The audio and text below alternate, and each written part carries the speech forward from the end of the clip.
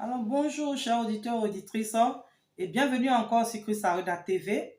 Je suis la présentatrice de cette émission, L'heure de la vérité, le pasteur Tabitha Yeseline. En fait, cette émission se veut être une émission d'enseignement, d'édification et de motivation sur les mystères de la parole de Dieu, c'est-à-dire vous éclairer au moins de la parole de Dieu et vous aider à grandir spirituellement.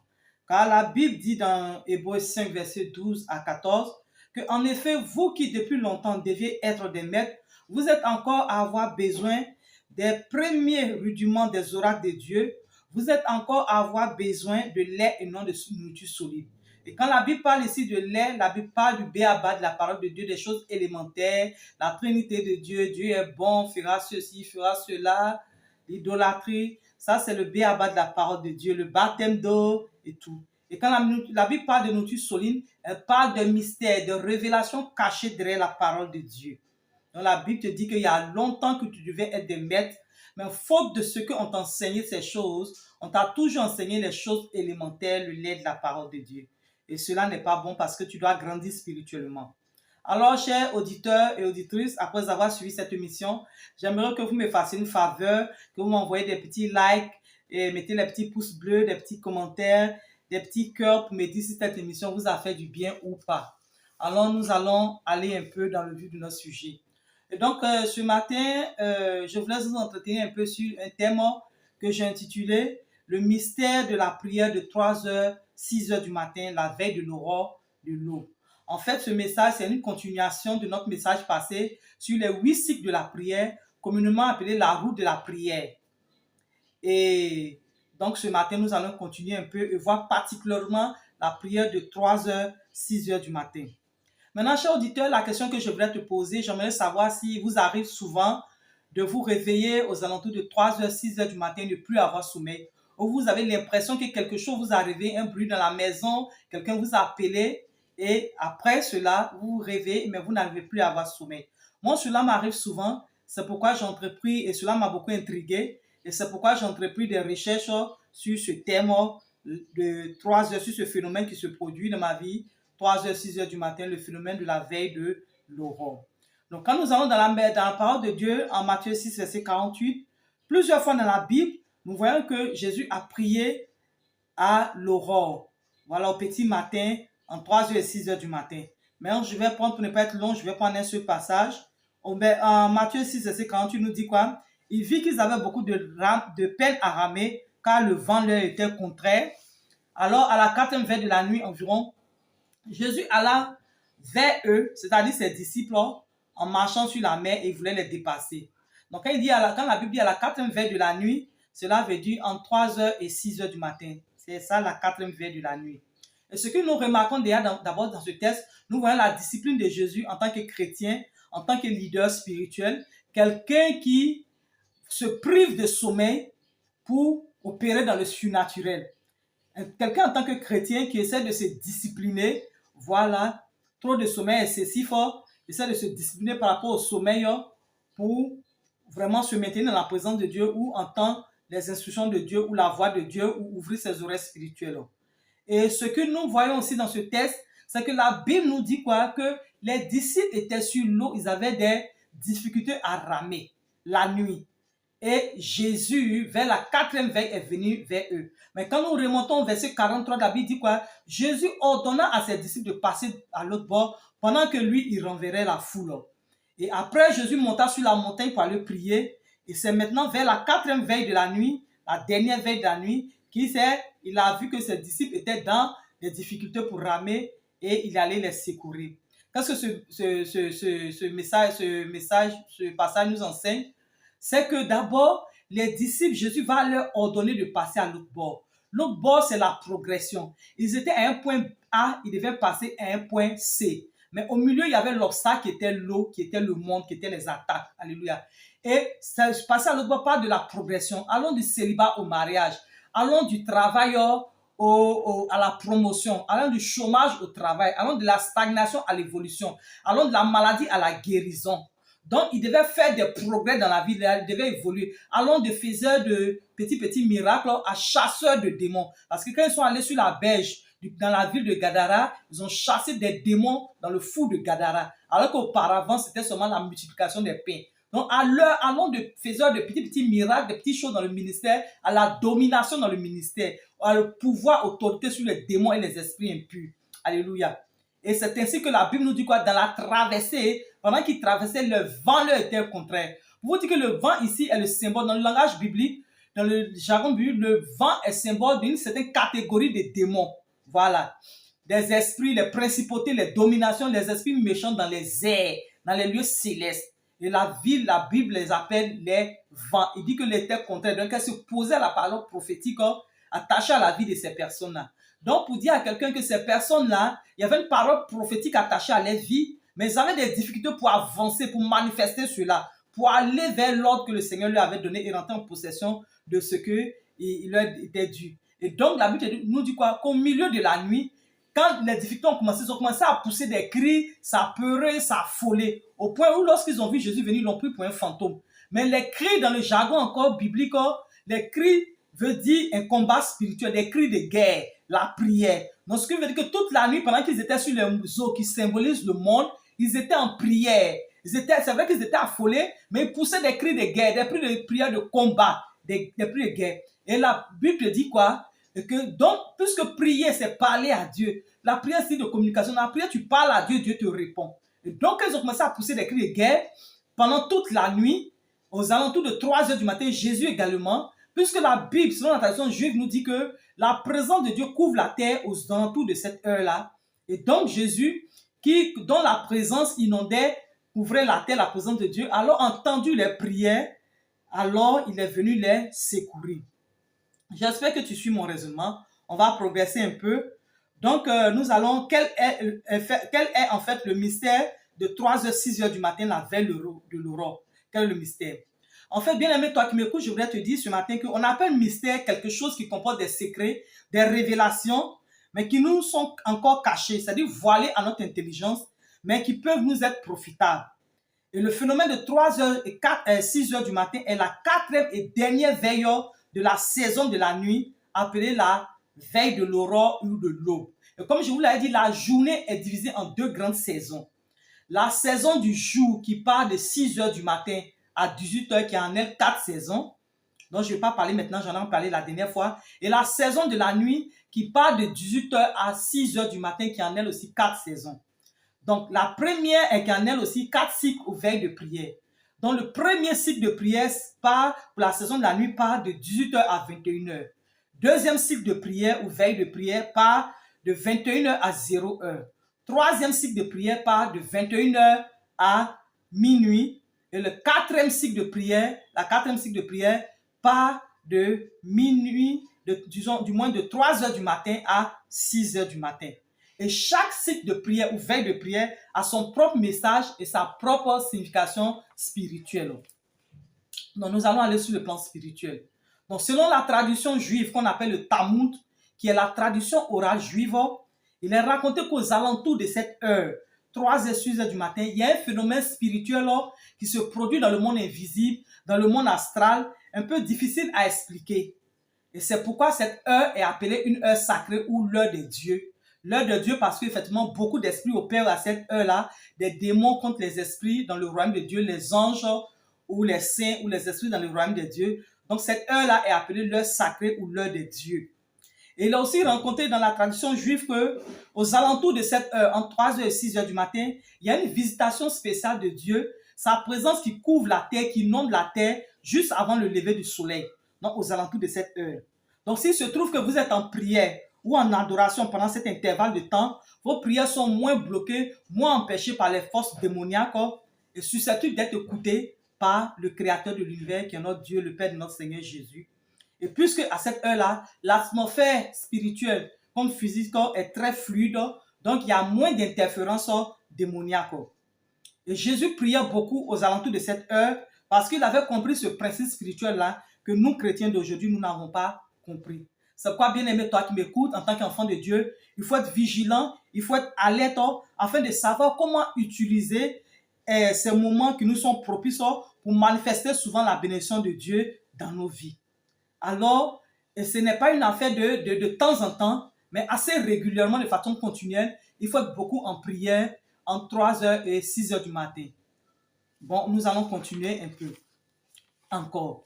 Donc, comme pour dire à quelqu'un que nous prions la nuit, constamment la nuit, et pratiquement en 3 heures et 6 heures du matin, parce que la prière de nuit ouvre tes yeux spirituels. Elle ouvre ton entendement spirituel, elle ouvre tes oreilles spirituelles, te donne le discernement de l'esprit. Donc, bien aimé, toi qui m'écoutes, qui aspires aux choses spirituelles, aux dons spirituels, ce n'est pas la peine d'aller recevoir cela d'un homme. Alléluia. Seulement dans la prière,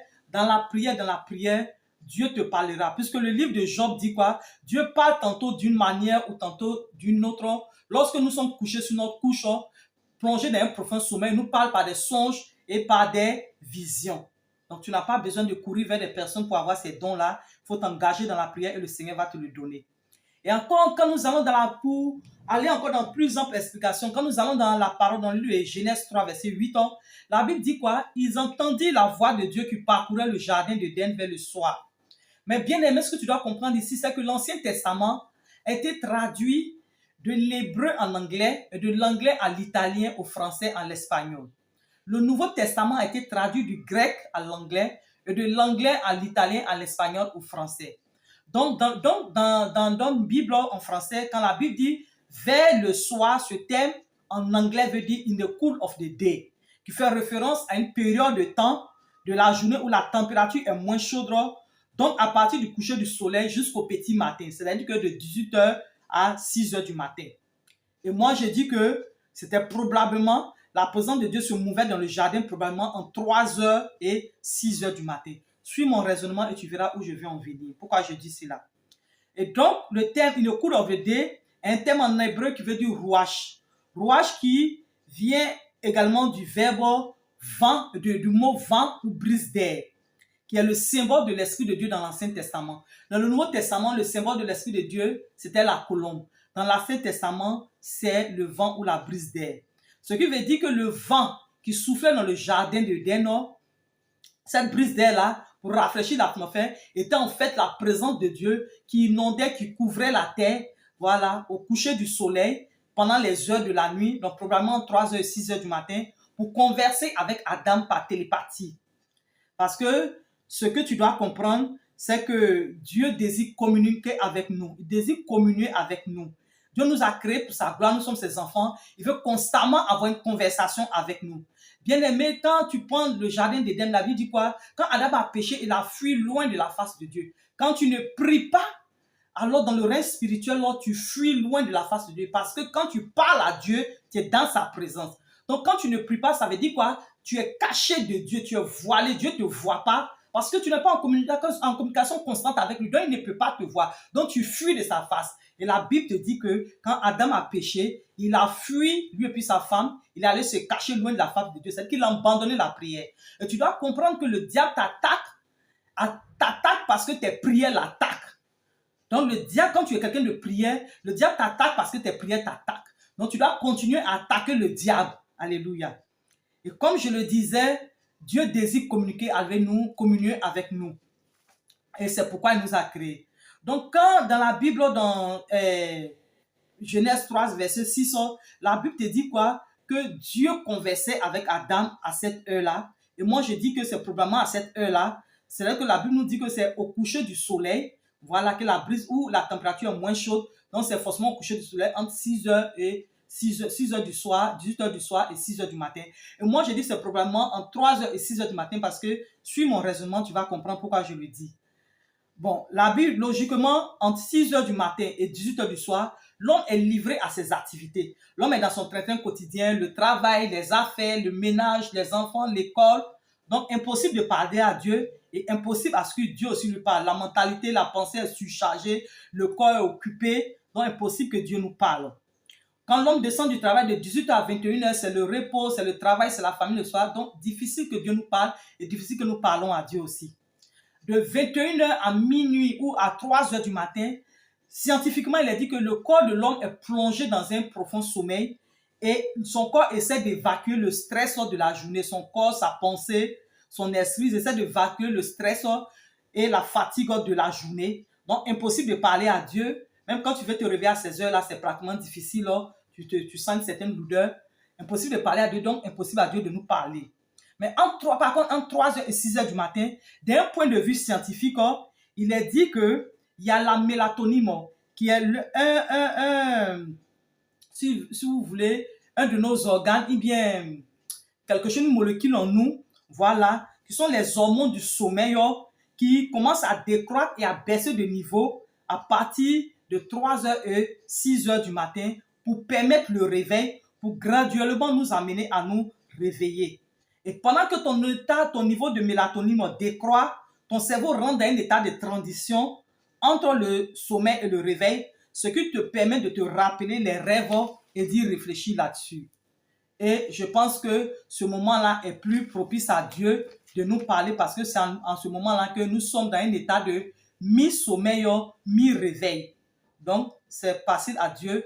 Donc, c'est pourquoi Dieu passe à ce moment-là pour nous parler, pour parler à l'homme parce qu'il sait qu'en ce moment-là, tu es dans un état, voilà, de mi-sommeil, mi-rêve. Voilà, donc Dieu, tu peux facilement entendre la voix de Dieu. Aussi, 3h, 6h du matin, à 3h, 6h du matin, notre cerveau est plus actif et notre capacité à rêver est plus active. Et c'est pourquoi nous devons nous engager dans ces moments de prière. Aussi, quand nous allons dans Matthieu 6, verset 6, la Bible dit quoi? Je lis la parole pour toi. Lorsque tu veux prier, rentre dans ta chambre et prie le secret. Ton Dieu qui voit et entend dans le secret te répondra. Et quand la Bible parle de rentrer dans ta chambre, elle parle de la prière dans l'intimité. Elle parle de la prière secrète.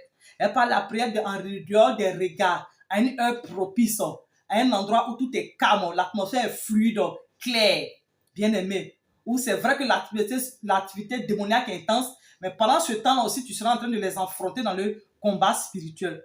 Donc, Matthieu 6, rentre dans la chambre, parle de la prière secrète avec Dieu à une heure propice, à une heure calme, où l'atmosphère est fluide.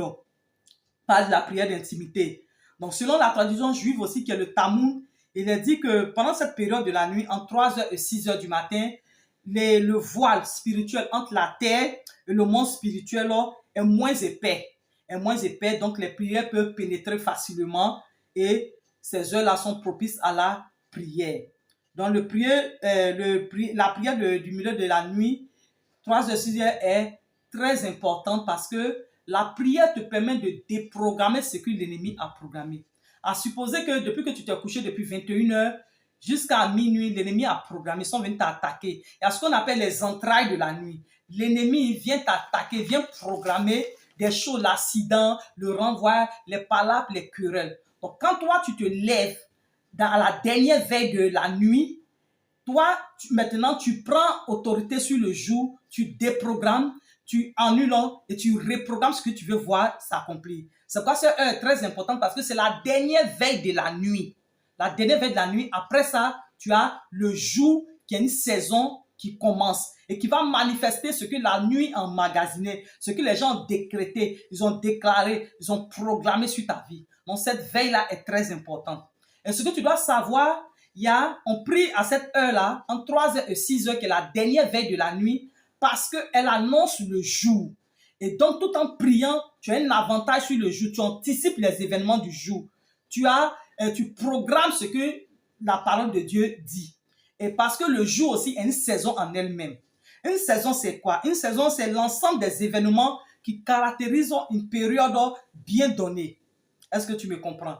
Donc, ce qui veut dire que le jour qui va se lever, il y a un ensemble d'événements qui vont se produire en elle qui forment ce jour-là. Donc, quand toi, tu pries sur un jour à court terme, sur le jour à moyen terme et sur le jour à long terme.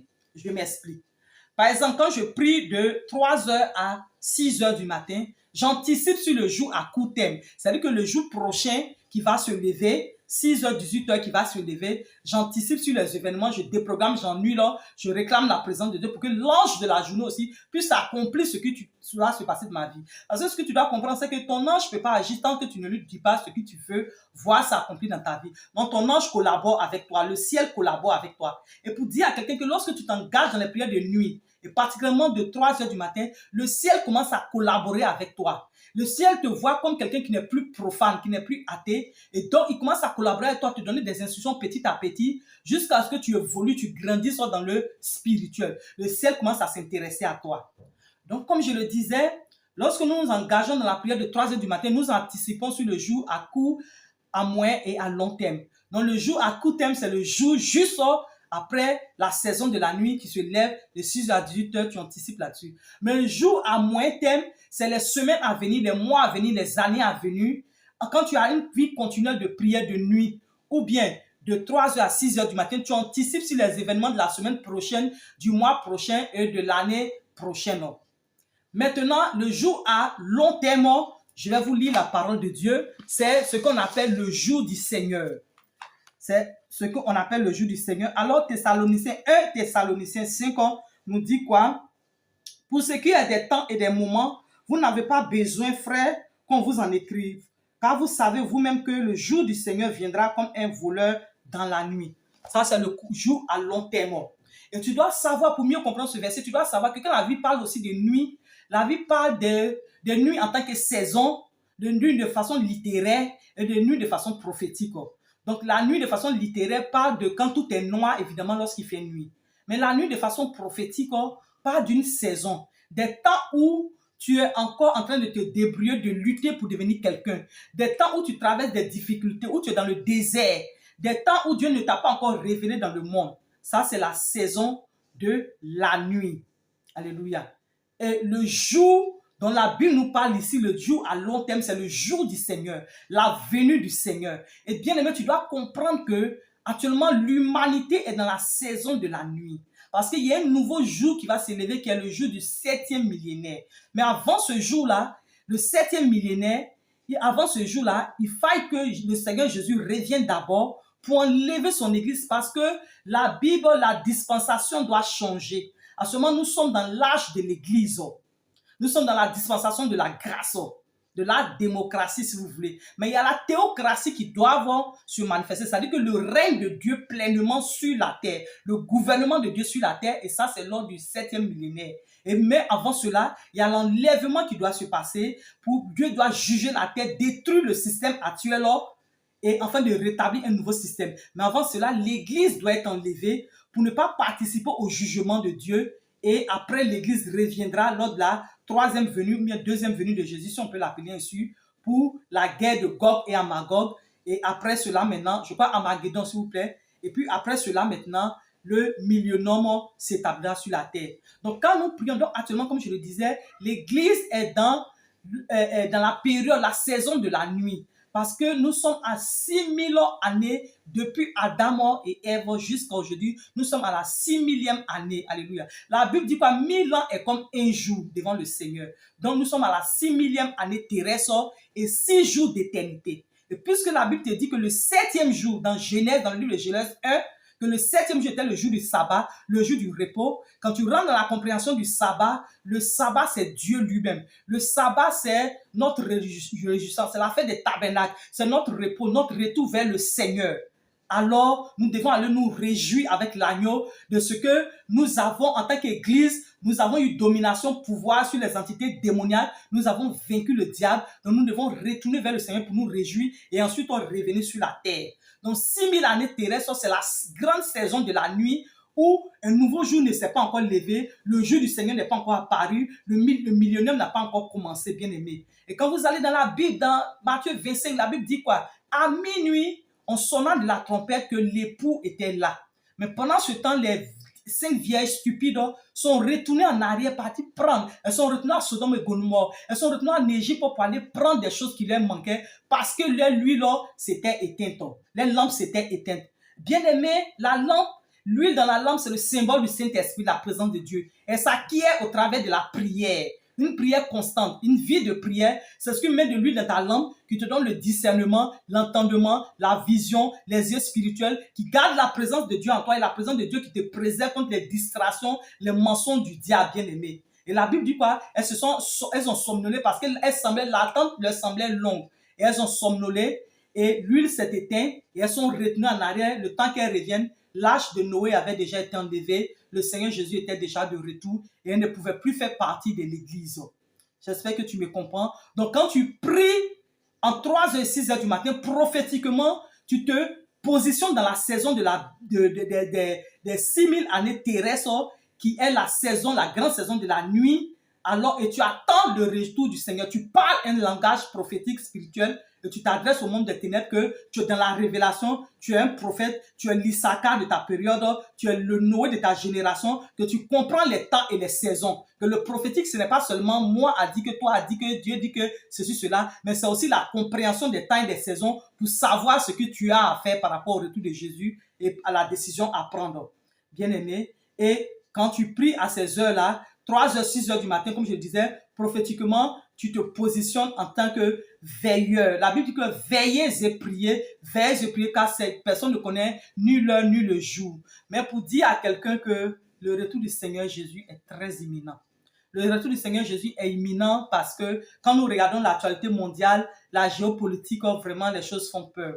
Tu dois savoir que c'est la guerre de Ézéchiel 38 qui est en train de se mettre en place parce qu'avec le breaking news de ce matin, Israël qui a attaqué l'Iran, donc forcément parce que, effectivement, l'Iran c'est la tentacule qui a plusieurs bras, les proxys, c'est proxys, le Hamas, le Hezbollah, voilà, au Yémen, et qui donne des ordres à ces proxys d'attaquer Israël. Et donc, Israël a dû juger, juste, si j'attaque les proxys, alors je dois attaquer la tentacule elle-même qui donne des ordres. Mais Israël a attaqué ce matin, donc évidemment, ce sera la guerre. Voilà, les nations arabes, Iran a aussi ses alliés, ils vont se mettre ensemble, ils vont attaquer Israël, et vraiment les choses ne sont pas bonnes. Donc toi qui m'écoutes, vraiment, je te prie que vraiment ce matin, que tu revoies ta vie et que tu commences à apprécier ces choses.